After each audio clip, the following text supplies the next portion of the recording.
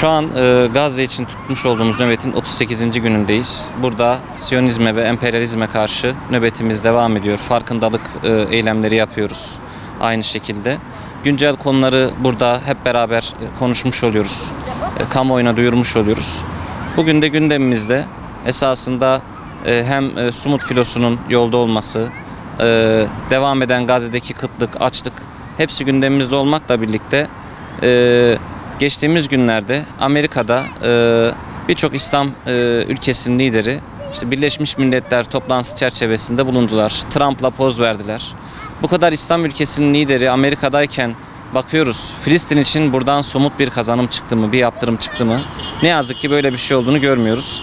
Tam tersi İsrail'in bölgedeki en büyük destekçisi, soykırımının ortağı, hem finans hem mühimmat anlamında en büyük ortağı olan Amerika ile yeni anlaşmalar yapıldığını görüyoruz. Bu anlaşmalar açıkçası tüm Filistin dostlarını üzmektedir. Çünkü bu bölgede güçlü olan Amerika, güçlü olan İsrail demektir. İsrail'in daha da güçlü olması demektir. Bu süreçte Filistin dostları olarak Amerika ile kurulan her türlü yeni ilişkiye de karşı bir pozisyondayız. Türkiye'nin ve bölge yöneticilerinin hala siyasi çıkarlarını Amerika ile beraber tanımlamaları açıkçası kabul edilebilir bir şey değildir.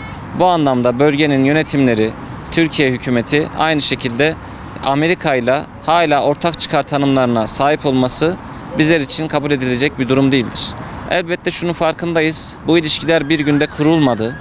Bir günde de yıkılmayacak.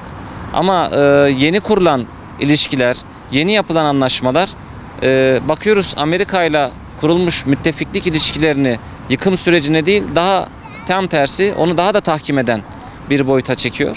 Biz bu süreçten rahatsızız. Trump'la poz vermek bizim için onur verici değildir. Trump'a karşı mücadele etmek bizim için onur vericidir. Burada nöbetimiz devam ediyor. Tüm duyarlı Filistin dostlarını da nöbetimize davet ediyoruz.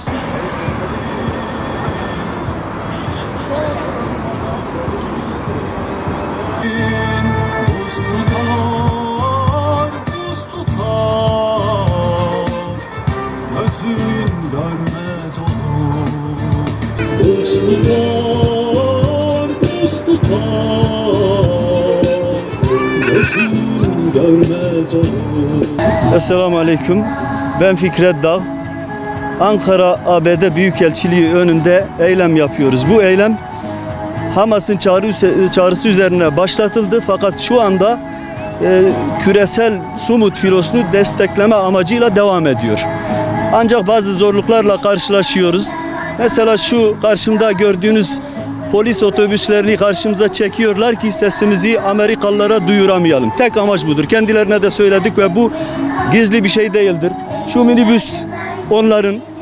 Bir de bu caddeye de bayrak sallamamızı engellemeye çalışıyorlar. Yani anlayacağınız şu park içerisinde bizi ablukaya aldılar.